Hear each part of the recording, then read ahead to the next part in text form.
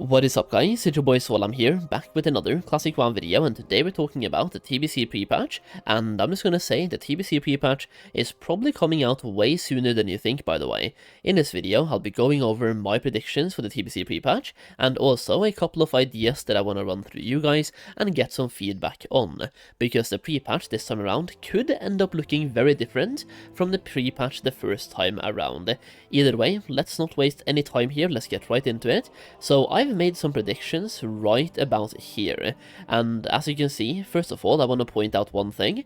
Phase 5 lasted for 12 weeks. If Phase 6 also lasts for 12 weeks, that means that the pre-patch comes out on December 25th. Now to me that is just funny, because nothing will ever come out on December 25th, by the way, so I just wanted to point that out. Phase 6 will likely not last 12 weeks, even though Phase 5 has. With that being said, here you can see my predictions. So first of all, Phase 6 comes out on October 2nd, we know that already. They've basically announced when it's coming out. So based on that, we have a couple of different dates here that we can take a look at. For example, TBC Prepatch, November 13th, and then TBC launch December 11th. This one is based on a 6-week Phase 6 and a 4-week pre-patch, ultimately giving us 10 weeks of playing Noxramas, which might be a little bit on the short side, but I do have a couple of reasons why I think this might be the case, and then we'll look at a third alternative that you can currently not see on the screen later in the video as well. Then we have prediction number 2, November 20th for the pre-patch, and December 18th for the launch itself. This would give us 7 weeks of Phase 6, and then 4 weeks of TBC Prepatch, ultimately 11 weeks of Noxramas. Now there's a pretty big chance, by the way, that either of those two TBC launches could also be when the Prepatch comes out. I'm just saying that we're definitely getting either TBC or the Prepatch, or both of them this year. And we'll talk more about that after today's sponsor. And I will say today's sponsor is additionally relevant if you're going to be able to play TBC, and if we end up getting queues for logging in into the Burning Crusade. So, today's sponsor. Today's video is sponsored by Awesome Remote Control.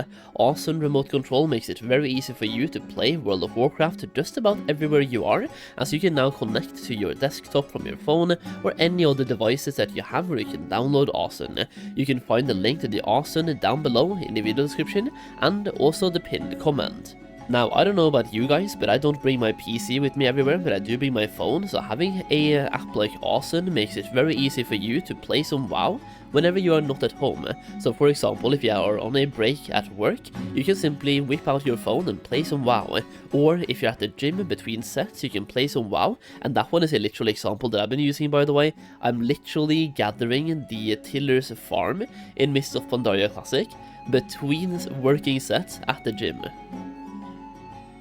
Awesome offers seamless app integration where you can open specific applications directly on the remote device, and it literally feels like you're playing on your PC on your phone. You can also transfer files very easily through a flash file transfer, works lightning fast and lossless. You can basically transfer files from your phone in this case to your PC or whatever devices you currently have with Awesome. You can also use it to become a second screen mode, so you can use another laptop or an iPad as an extended display, and Awesome also offers ultra fast connections, next generation high frame rate performance. It's also stable even on weak networks, so even if you are not on the best network, you can still use Awesome and it will work pretty seamlessly. And also, it has game keyboards, so if you're playing a game like World of Warcraft, for example, like I'm playing here, you can customize a custom keyboard to use it for your game. So I don't know what you're waiting for. Check out Awesome through the link down below, once again in the video description and the pinned comment. And thank you to Awesome Remote Control for the sponsorship. Either way, back to WoW. And with that being said, let's take a look at this one more time. So here we are. Now, the main thing I want to point out here, there's a couple of reasons why they want to launch TBC before December, or during December, before Christmas basically. They want us to play World of Warcraft in December, and in retail we're getting Legion Remix in October, which means we might end up getting player housing in December, or January, either one of those two. That also means there's not a lot of gameplay updates happening in retail or in Classic in December if we don't get the Burning Crusade. Mists of Pandaria Phase 3 might come out December, like even that one is a little bit sketch, but it might come out in December. But still, they want to give Classic enjoyers something to play as well during the winter, in which case TBC is perfect, or the pre-patch, if the pre-patch lasts for long enough. The thing is, pre-patch back in the day lasted for 2 weeks, so if they are going to follow that same cadence, we could end up with both a TBC launch, a pre-patch launch in December, and a TBC launch in December as well, if we don't get a longer pre-patch.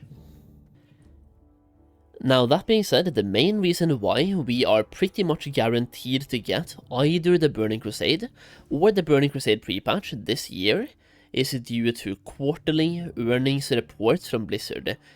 Almost every single one of their decisions when it comes to launching games or launching products, in retail especially, like when they launched the mount as well, the Brutasaur mount with the auction house and mailbox, it's all based on increasing their quarterly earnings for that quarter.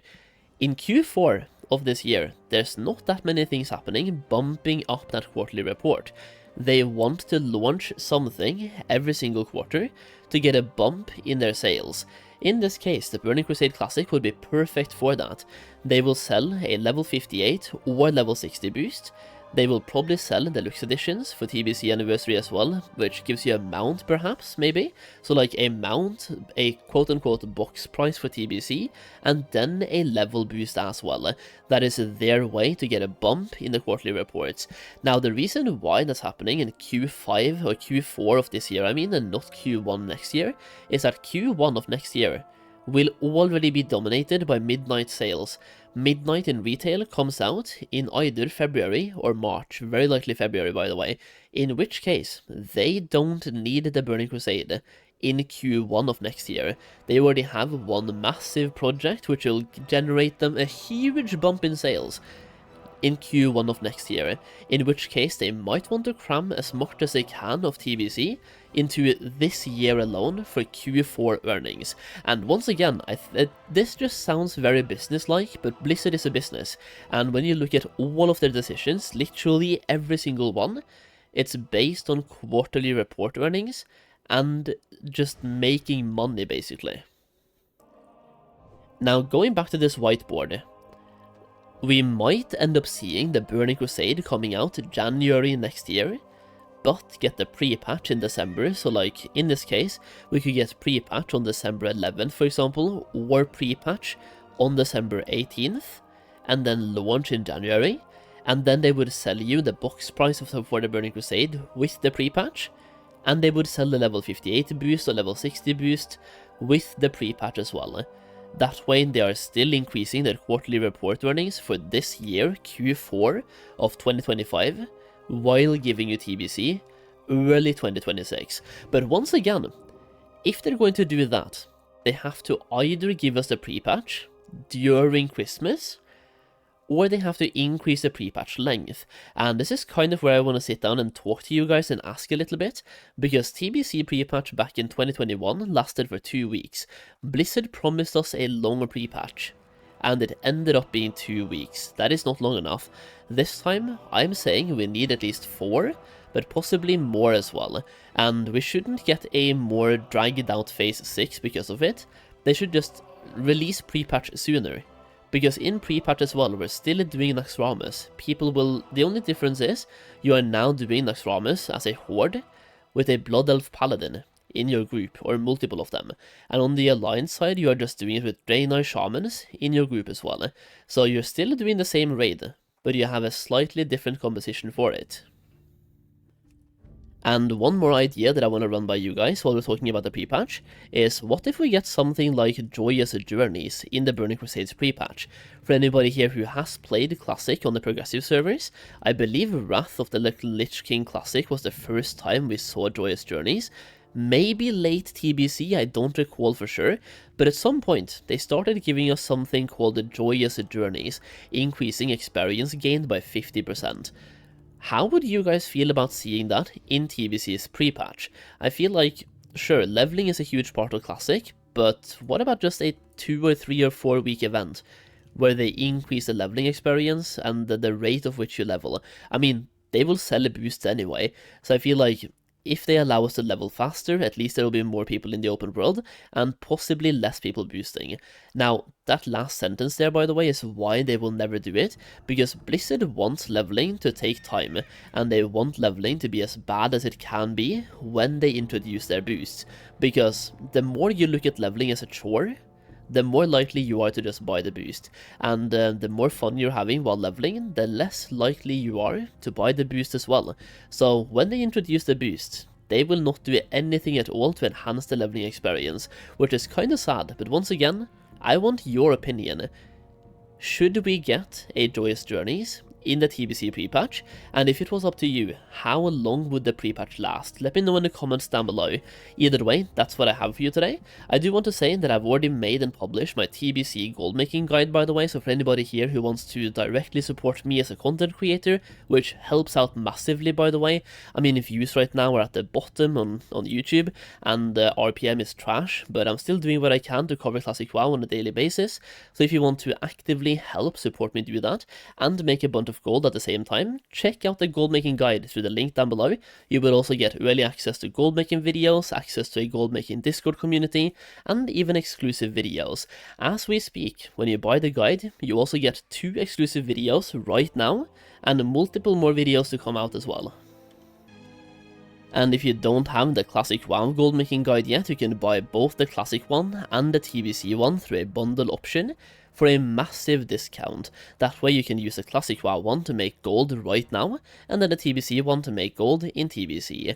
Either way, hopefully you enjoyed the video. I'm looking forward to reading comments and seeing what you guys think. Once again, leave a like if you enjoyed the video, let me know your thoughts in the comments, and watch me live on Kick at kick.com/SolheimTV. I stream every single day for multiple hours every single evening, so come by, say hello, the link is also down below. Either way, thank you for watching, and I'll see you again in the next video very soon.